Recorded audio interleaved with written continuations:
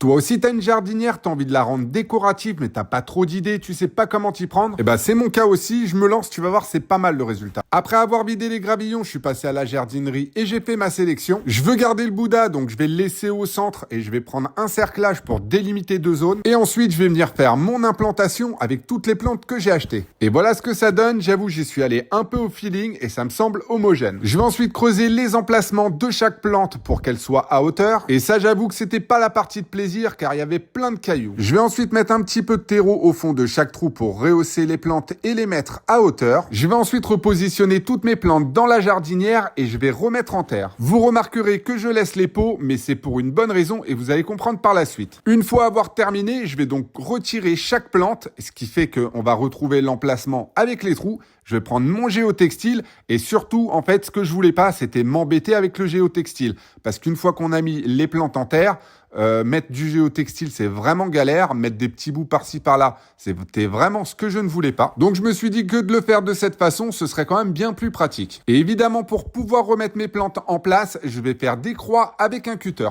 Je vais ensuite dépoter chaque plante, je vais casser la motte et je vais venir les arroser pour qu'elles soient bien humides. Au préalable, j'aurais quand même remis un petit peu d'eau dans chaque trou et je vais ensuite les réimplanter une par une en y remettant de la terre évidemment. Et une fois cette étape terminée, je vais quand même y mettre un petit coup d'arrosage. Clairement à cette étape, la partie la plus sympathique, c'est de mettre le gravillon car c'est ce qui va donner le côté décoratif de l'ensemble. Et étant donné que le gravillon est gris à l'extérieur, j'ai voulu faire le centre en noir et la bordure en blanche. Je dois avouer que c'est le moment où j'ai pris le plus de plaisir. Alors oui, c'est pas parfait car je suis débutant et pas professionnel comme Morgan Makeup, mais je trouve que le résultat est plutôt pas mal, surtout quand on voit comment c'était avant. J'attends vos retours en commentaire pour savoir si vous trouvez ça sympa. Pour moi, c'est 100% validé.